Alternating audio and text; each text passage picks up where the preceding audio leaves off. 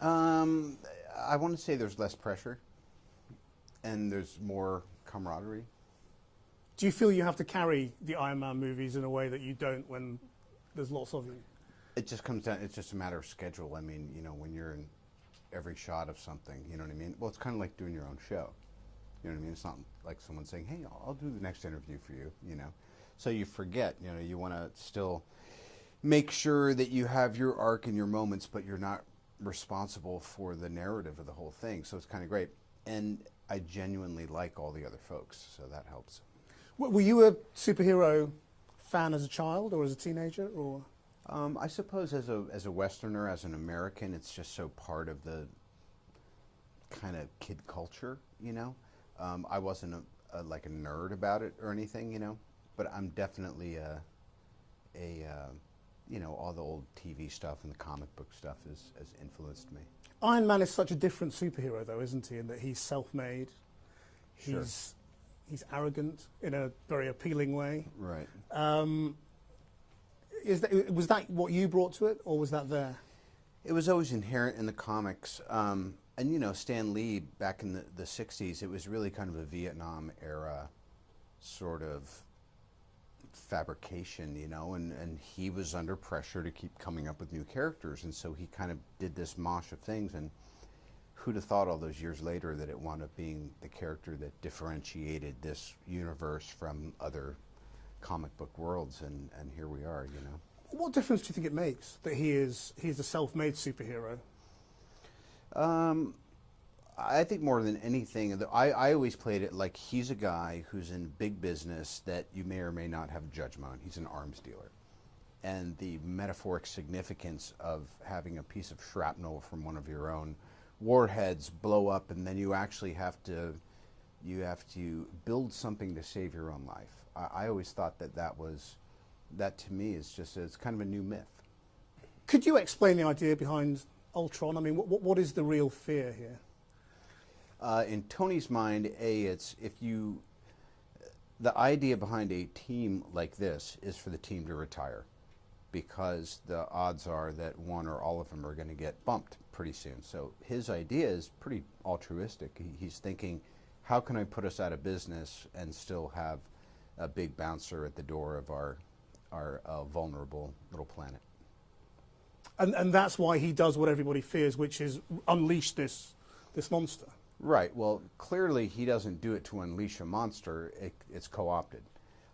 There's a couple points in the script that I think is the reason that Age of Ultron is actually a worthy companion to Avengers, and in some ways a better film, in that it takes the conventions and it twists and retwists them in a way that's kind of clever. Just as an audience member, I'm like, oh, that's really cool. I appreciate the kind of complexity of it.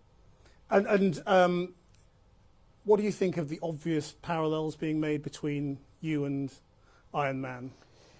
At this point, it's natural, but you know, if you'd asked me in the first Iron Man, I'd be like, that's me. And now I've realized that, well, of course it's not, you know. I'm not saying that I'm such a fantasist that I felt like I was Tony Stark, but I felt like it was my persona. But none of us are our personas. But he's becoming a much more likable character as well, isn't he? I suppose a better so. Man.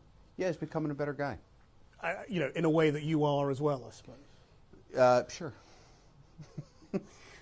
I mean, what I'd really like to ask you about a quote you gave to the New York Times, and I don't want to pry, so if you don't want to talk about it, that's fine. But what you said to the New York Times once was, it was after your incarceration, and you said, you can't go from a $2,000 a night hotel suite to a penitentiary and understand it and come out a liberal. And I just wondered what you meant by that.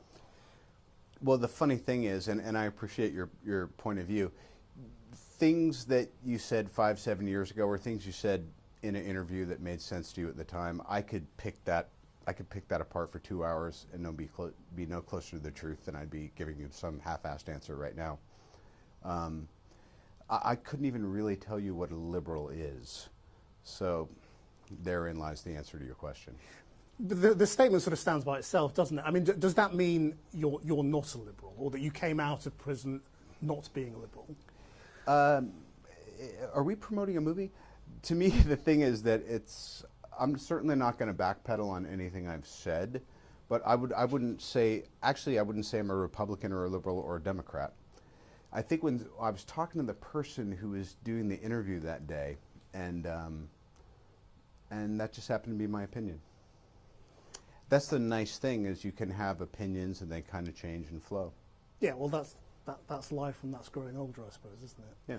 I mean, you say we're promoting an interview. I mean, promoting the movie. I mean, obviously you're doing a promotional round of interviews, and that's why we're talking about the movie. But we also would like to talk a little bit about you, and I don't know how comfortable you are, you know, talking about yourself at the moment. You have as much time as anyone else will. Yeah, well, okay, well then let me just ask you a few more questions, and you can answer them if you want to and not if you don't want to. I mean,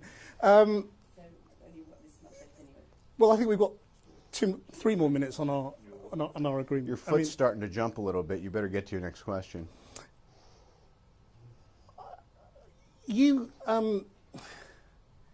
reason I'm asking about the past is that you've talked in other interviews again about your relationship with your father and the role of all of that in the dark periods you entered, and taking drugs and drinking and all of that.